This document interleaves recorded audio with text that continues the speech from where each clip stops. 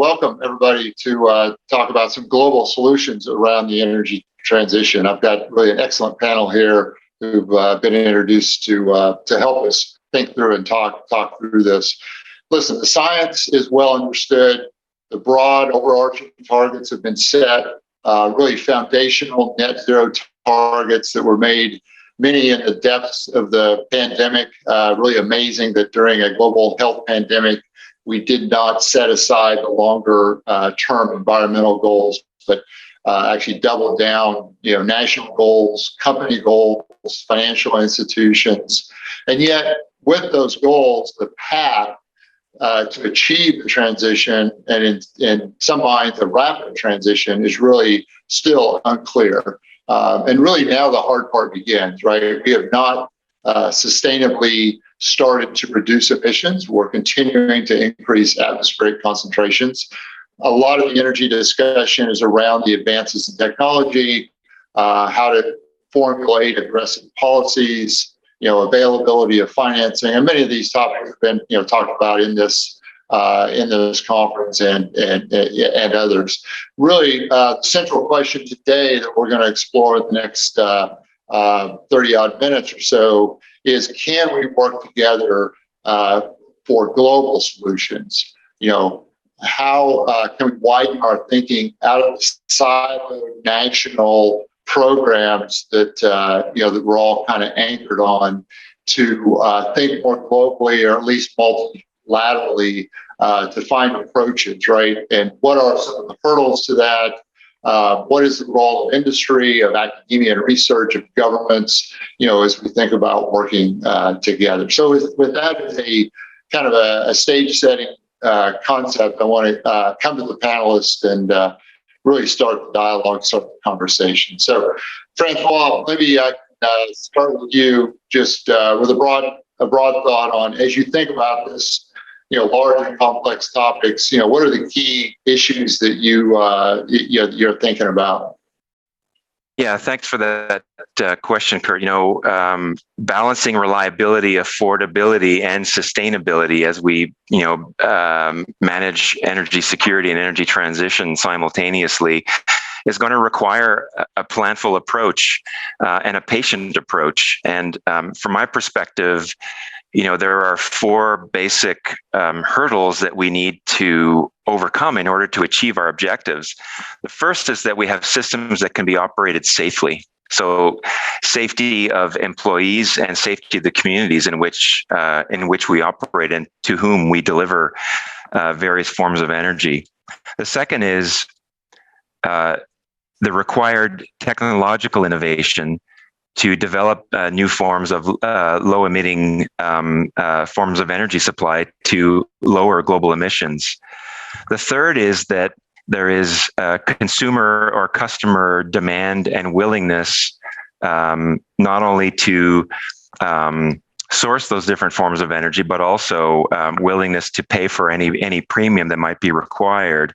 And then finally, having a regulatory construct that is accommodative of policies that different governments around the world are trying to achieve. And the point I want to make here is that as we as a company are looking to be at the forefront of hydrogen production, of carbon transportation sequestration, among a number of other different new technologies, all four of these issues, safety, technological innovation, commercial viability, and regulation, must advance at the same time. If one or more of these lag the others, we're not going to be able to achieve the reliability, affordability, and sustainability that we're looking for over the long run. So those are the issues that are at the forefront of my mind. So we really need to synchronize the pillars here, right? Which is not an easy task for sure. So, Adel, you've got a different perspective, right? Leading the research effort and coordinating the research effort. I mean, what do you keep top of mind as you think about global solutions? Okay, well, first of all, d'abord, merci beaucoup de m'accueillir dans votre conférence. Thank you very much. It's very, very nice to be here and to exchange with you. I will certainly bounce and complement what François has just said, and I think the policy aspect is absolutely essential. If we look, at least from what we see in Europe, we believe that we have basically a broad range of technologies which should enable us to, at least to achieve the level of emission reductions that we need to achieve in the current decade. Of course, we need better and more technologies for the next 20 years up to 2050 for the hard to abate sectors. But basically, we have already a range of technologies. What I see as being, I would say, three main topics. The first one is basically we have, as I say, we have the technology which I would compare in an IT system as a hardware. We have basically the building blocks. What is, in my view, the most critical obstacles to an accelerated deployment of these technologies are basically more what I would call the software of our society. And this is about the regulations, the policies, the market models, the consumer behaviors, and all these are very difficult to change overnight. And as François rightly pointed out, they need to change at the same pace as we're shifting from one generation of technologies to another. So this is certainly a major obstacle, and it's very difficult to address because we're talking about the dynamics of the society rather than really technological changes. The second one is, second aspect is the fact that if we speak about climate change, obviously it's a global challenge. And if we look at what is happening into, the most important emitting blocks, I will start by EU. We might come back to that later on, but we are facing, of course, a very, very difficult situation now with the war in Ukraine. And as we speak, we just don't know how long we're going to get some gas from Russia. And just for you to have an idea, Russian imports represent 40% of our global gas demand in the EU. So this is absolutely essential. The impact of that, and we might come in more details later on, is that the very short-term impact is that we are reinvesting quite significantly in fossil fuel infrastructure, notably gas infrastructure, and also many countries are refiring their coal power plants because we don't have gas anymore. So this is quite frightening if you look at the urgency of the climate challenge. If I look at the United States, we know what has been, the latest actions of the Supreme Court. I will not expand on that. If I look at China, the Chinese government has been very clear on the fact that the economic development of China is the most important factor. And if that goes through coal, it will go through coal. This was a statement they made at Glasgow, and we can see that this is happening. And if I look at all the other countries, the developing countries, it's very unclear what will be, their evolution. This is where the big demographic increase will happen in the coming decades. It's absolutely essential that these countries leapfrog the high investment in the traditional fossil fuel assets into the new generation of low carbon assets, just as they did with telephony to switch directly to mobile. But I'm not sure that this is happening. So this is very, very critical. And finally, and this is probably for me the most critical element. There are many research studies which support the thesis. And personally, I'm very convinced that there's no possibility for an infinite or continuous economic growth in a finite world. And the reason is very simple, is because you can achieve decoupling between economic growth and materials and emissions up to a certain level, but you cannot achieve it completely. And if you think about this is really challenging our very economic model, basically. So this would be my three takes on the challenges ahead. Okay, no, thank you. That's very helpful to frame this out. So, Ian, I know you've done a lot of thinking on this. I mean, how do you see the energy transition? Is this a cause or an opportunity? A little bit of both for you? Yeah, thank you, Kurt. And again, welcome. Really appreciate the opportunity to contribute to the conference.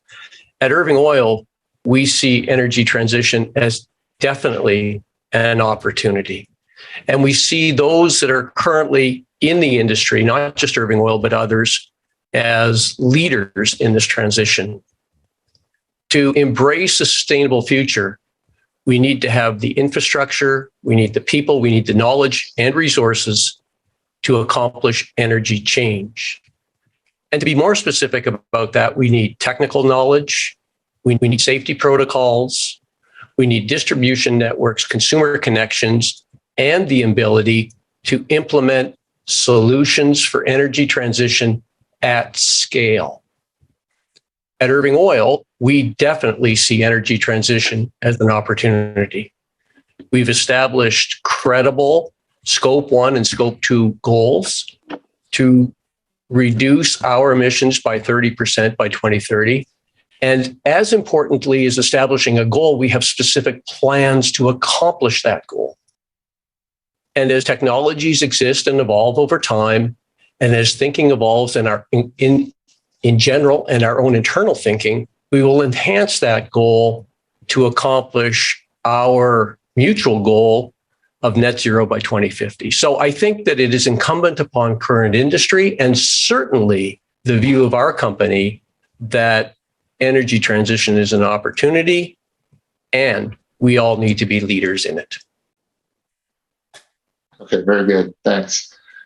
So, François, how do you see the policy? Right? I mean, is it where it needs to be? And it's intended to be an enabler. Does it continue to enable? Does it become a constraint at some point? Or I guess maybe said another way, what advice do you have for policymakers as they try to craft policies here?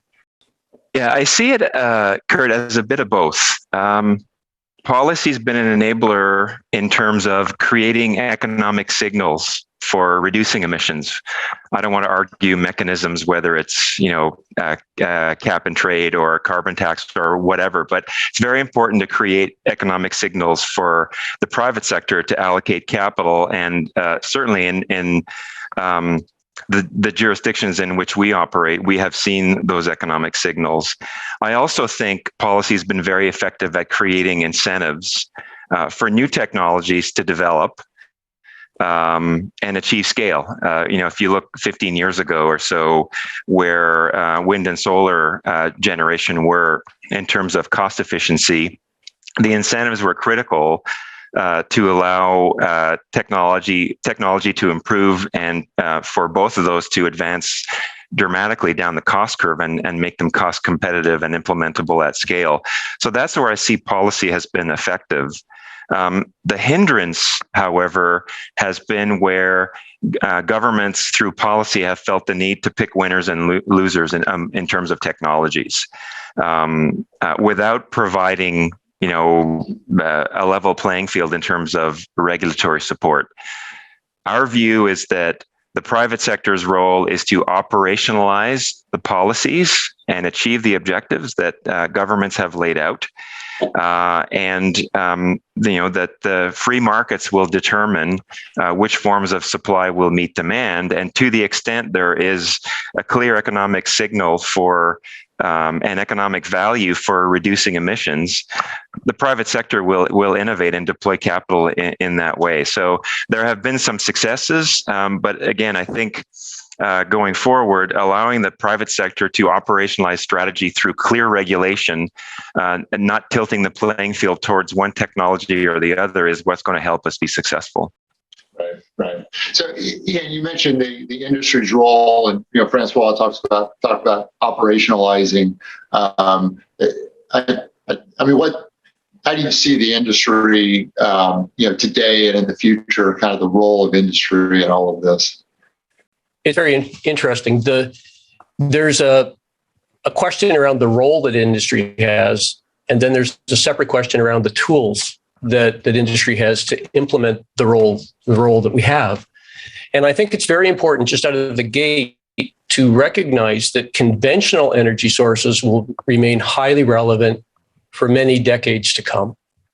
And back to maybe a little bit on the previous question, conventional energy providers need to be incented through public policy to reduce the carbon footprint of current energy sources, as well as to develop new energy sources.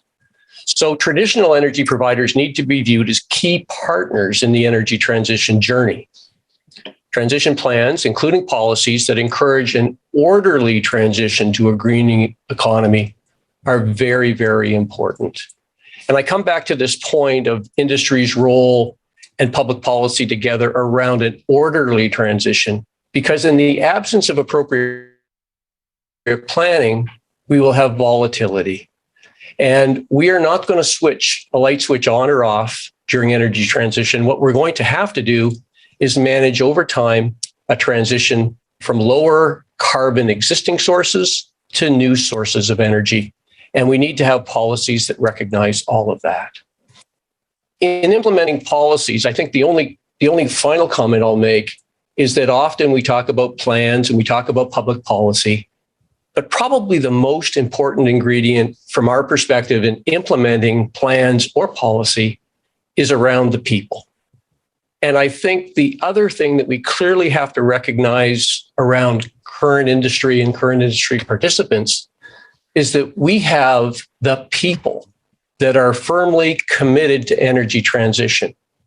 They have the knowledge around supply chains, consumer behavior, distribution networks, safety protocols, and all of the things that are important today that will be equally important as we transition to new energy options. And so I think this role of leadership of existing energy participants, such as Irving Oil, is paramount to a managed and responsible transition.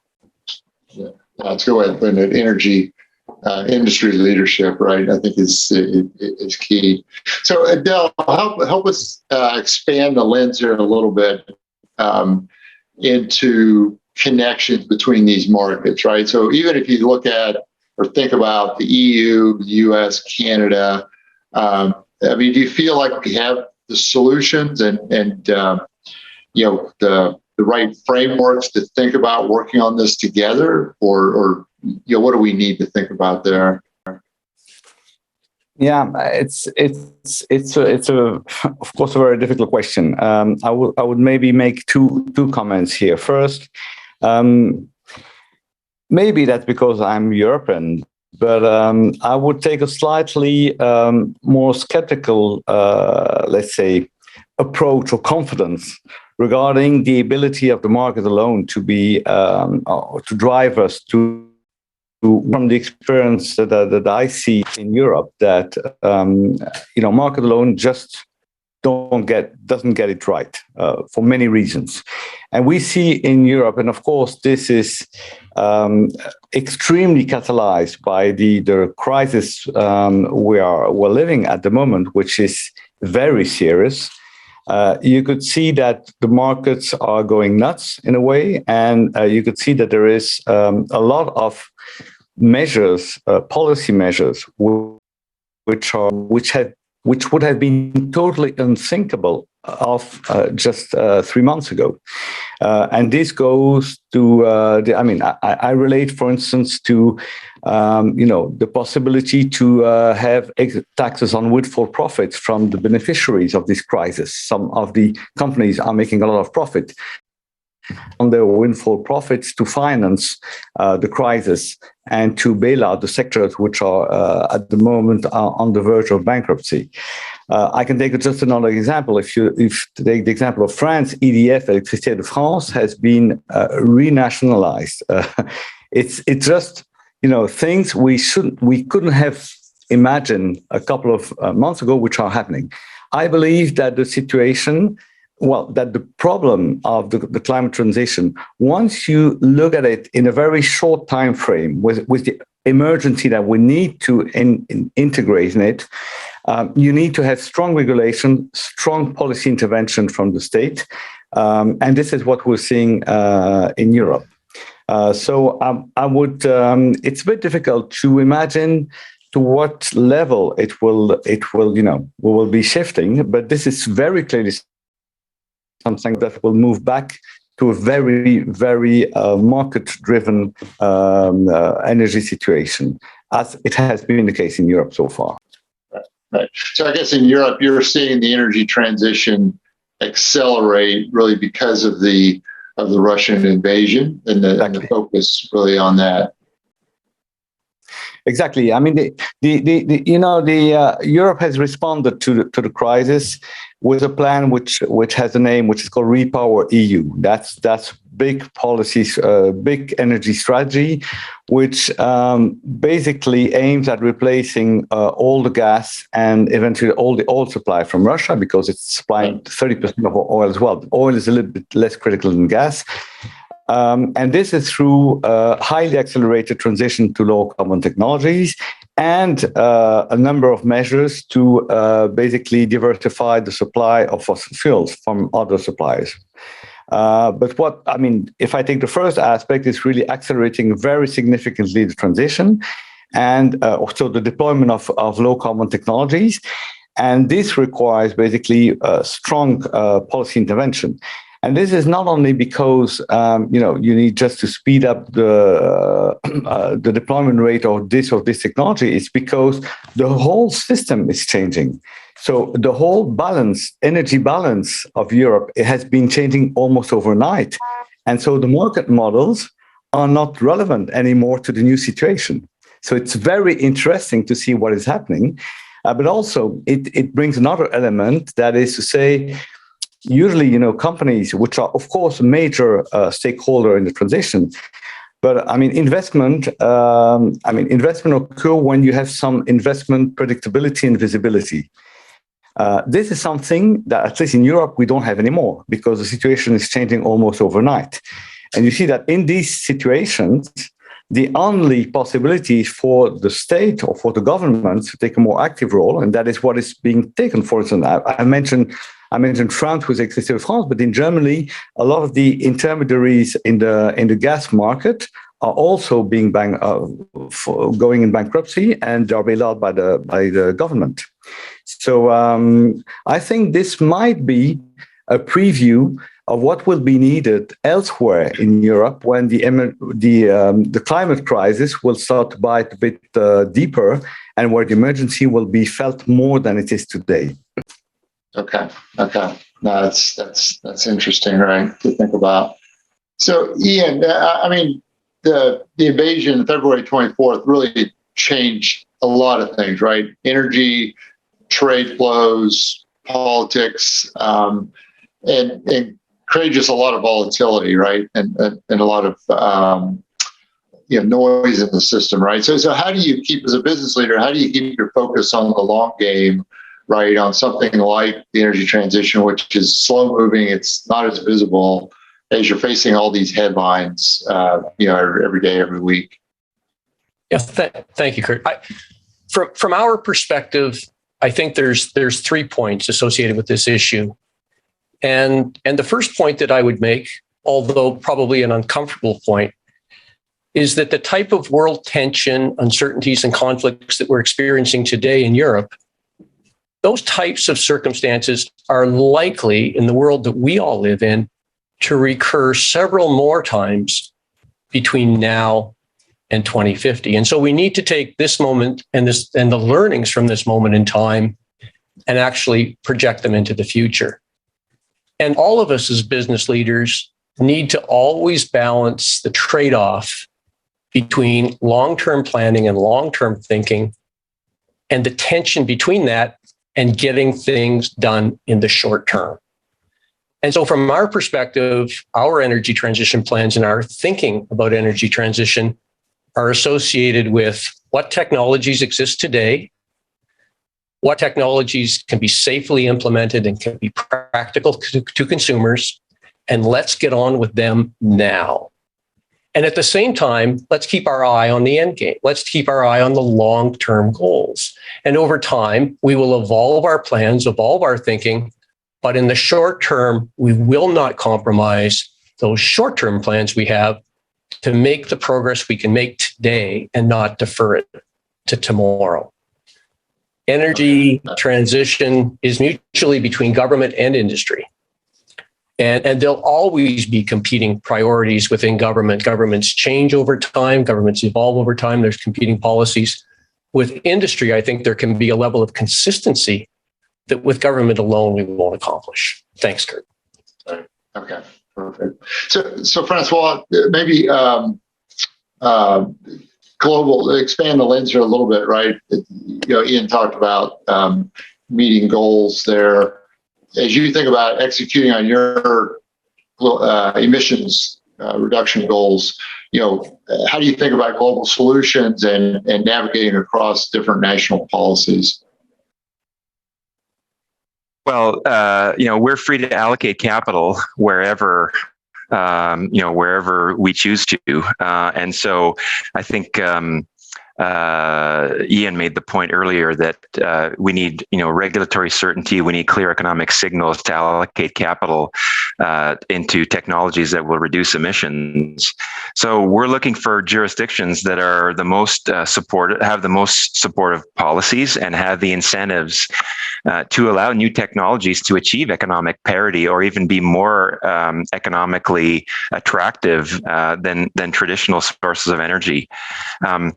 So, my view is energy flows no borders.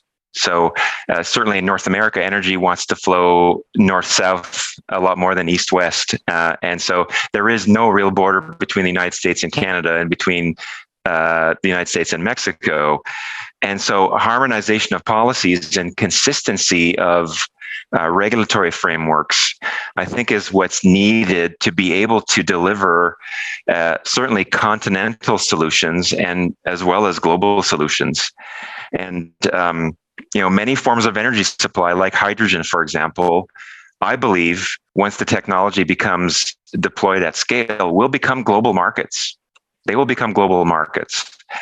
They are regional markets today. But as they become global markets, national policies must not hinder global efficiency. So I know in my own company, you reward, what you reward is the behavior you get.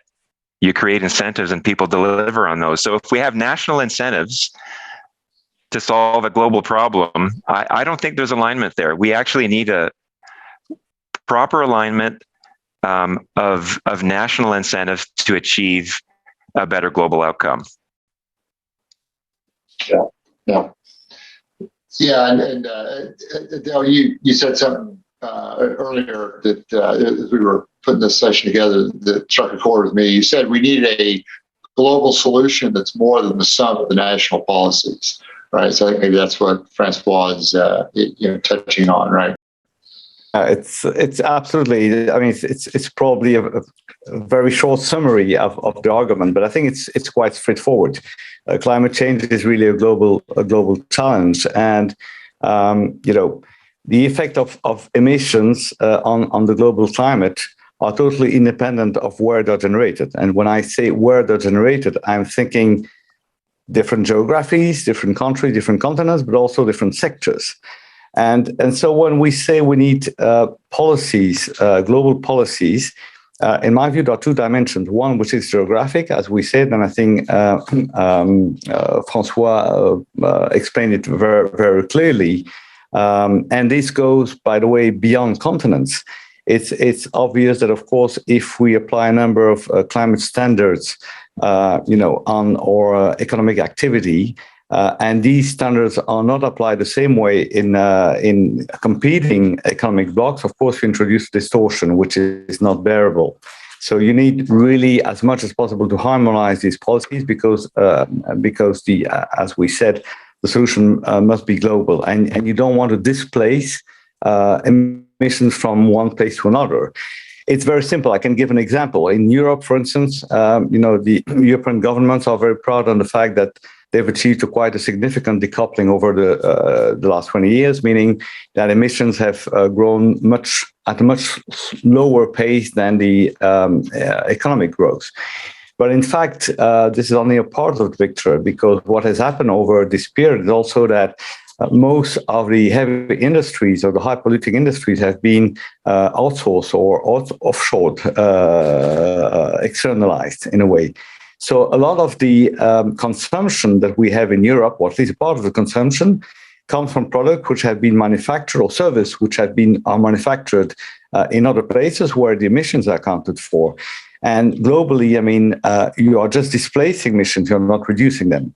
So the geographical perspective is, of course, key, but another perspective which I think is very important to highlight is that policy making in most, at least as far as I know, in Europe, in all countries in Europe and at EU level, it's very much sector driven.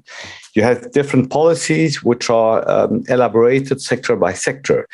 And we're in front of a crisis. And this is something probably the most important argument I would like to put on the table, is that we're in front of a challenge which is of which the nature is totally systemic. So wherever you touch one part of the system, the other parts of the system are reacting to that. I will give a very simple example because everybody will understand it.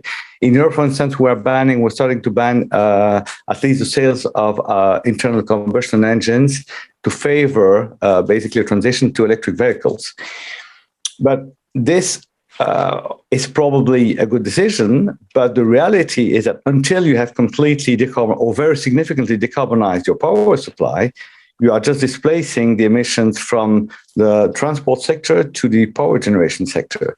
And in some countries in Europe, which are still heavily relying on coal, for instance, the transition will be negative in terms of global life cycle analysis. So it means that policies need to be consistent across the sectors and across the geographies, because in the end, the only thing that counts are the global emissions which are emitted in the atmosphere. Yep. Yeah, definitely, it's a global problem, right? And we need global solutions. I guess I'm more optimistic listening to this conversation. Certainly, a lot of work to be done to align and synchronize policy, technology, make sure we're providing safe, reliable, affordable energy, and keeping the consumer, in view. But it does sound like we've got a lot of technology. It's really the opportunities to scale those solutions largely, and really to partner across geographic boundaries, across industry, government, research, financial institutions, right? So thank you very much, and to the panel, and thanks for everybody for joining this part of the conference. Thank you. Merci. Thank you. Merci beaucoup.